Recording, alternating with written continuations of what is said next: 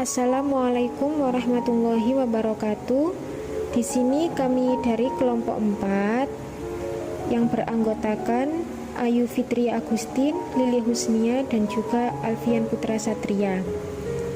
Di sini kami akan mempresentasikan hasil kerja dari kelompok kami untuk memenuhi tugas mata kuliah Sosiologi Pendidikan Islam dengan materi Pendidikan Islam dan Stratifikasi Sosial. Pembahasan yang pertama yaitu tentang pengertian pendidikan dan stratifikasi sosial. Adapun pengertian pendidikan menurut Langeveldt adalah setiap usaha, pengaruh, perlindungan, dan bantuan yang diberikan kepada anak tertuju pada pendewasaan anak itu, atau lebih tepat membantu anak agar cukup cakap melaksanakan tugas hidupnya sendiri. Sedangkan menurut Undang-Undang Nomor 2 Tahun 1989, pendidikan merupakan usaha sadar untuk menyiapkan peserta didik melalui kegiatan bimbingan, pengajaran, dan atau latihan bagi peranannya di masa yang akan datang. Dari pengertian tersebut, dapat disimpulkan bahwa pendidikan merupakan usaha sadar dan terencana untuk mewujudkan suasana belajar dan proses pembelajaran agar peserta didik secara aktif untuk mengembangkan potensi dirinya agar memiliki kepribadian, kecerdasan, akhlak mulia, serta keterampilan yang diperlukan dirinya dan masyarakat. Pendidikan adalah suatu lembaga yang bertujuan untuk mengembangkan potensi setiap peserta didiknya, sehingga bisa dikatakan bahwa melalui pendidikanlah seseorang bisa memperlihatkan dan mengembangkan kemampuannya yang kemudian akan diterapkan dalam kehidupan sehari-hari di masyarakat. Pengertian stratifikasi sosial. Stratifikasi sosial menurut Pizzirin A. Sorokin adalah perbedaan penduduk atau masyarakat ke dalam lapisan-lapisan kelas secara bertingkat. Sedangkan menurut Dr. Andes Robert M. Z. Lawang, stratifikasi sosial adalah penggolongan orang-orang yang termasuk dalam suatu sistem sosial tertentu ke dalam lapisan-lapisan hierarkis menurut dimensi kekuasaan, privilege, dan prestige. Dari pengertian para ahli di atas, dapat disimpulkan bahwa stratifikasi sosial merupakan sebuah pengelompokan masyarakat untuk membedakan antara satu masyarakat dengan masyarakat yang lainnya. Di dalam masyarakat, dasar-dasar pembentukan stratifikasi sosial dilihat dari 4 hal.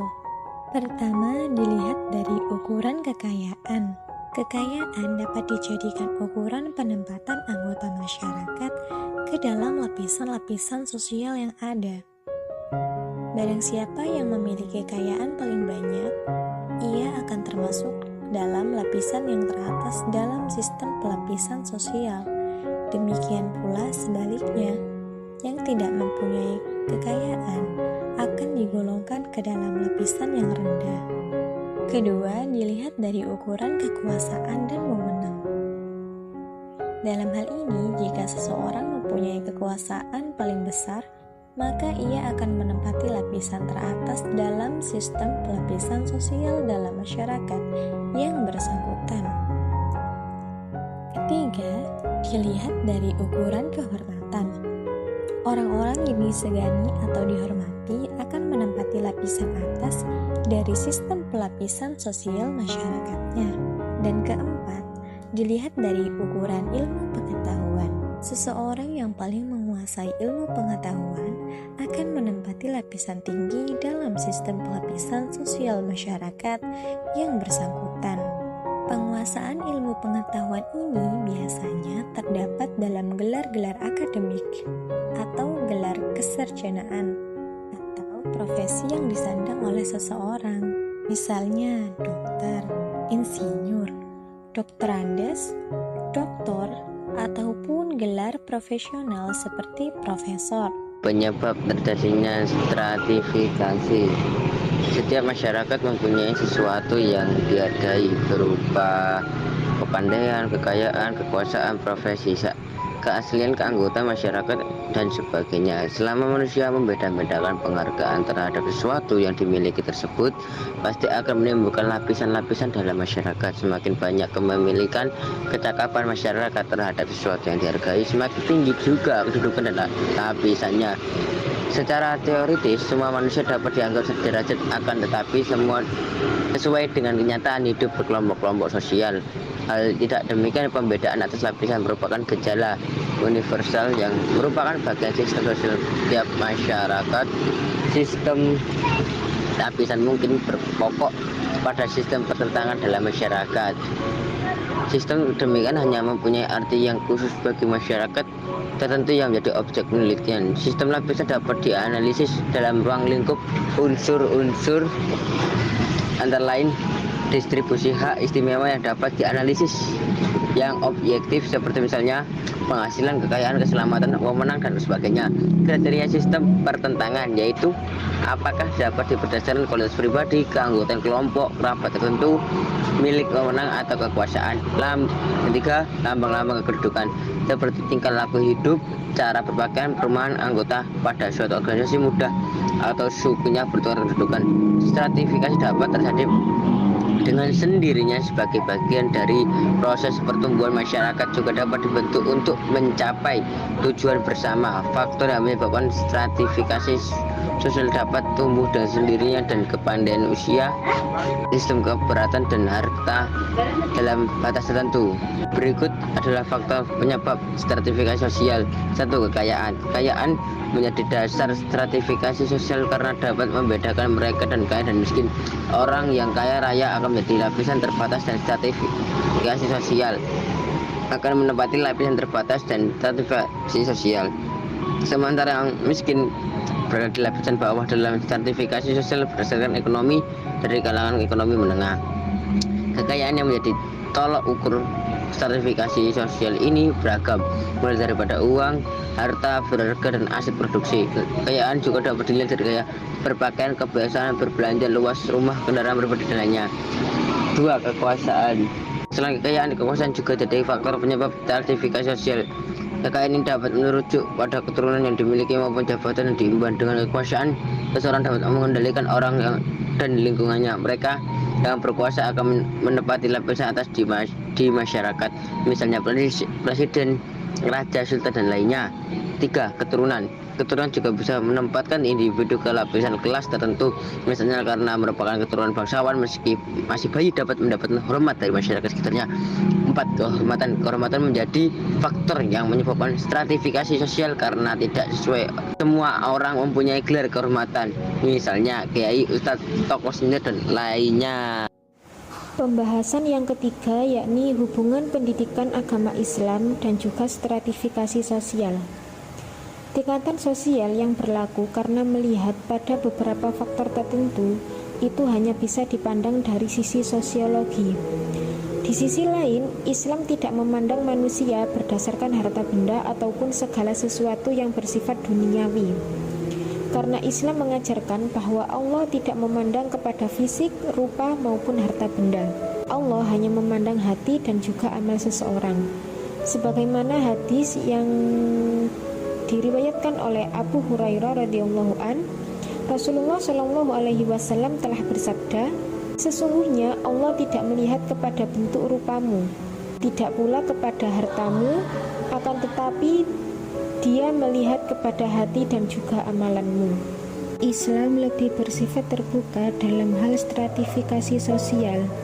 Orang yang lebih banyak berbuat, lebih banyak menebar manfaat untuk masyarakat, maka dialah yang dinilai menduduki strata atas. Karena itu, dalam Islam stratifikasi sosial berlandaskan kepada yang pertama, iman dan ilmu. Kekhasan ajaran Islam dibanding agama lainnya adalah aksentuasi atau penegasan terhadap pentingnya menjadi orang yang berilmu. Al-Quran dan hadis menyeru umat Islam untuk mendapatkan ilmu dari berbagai sumber agar menjadi orang yang arif.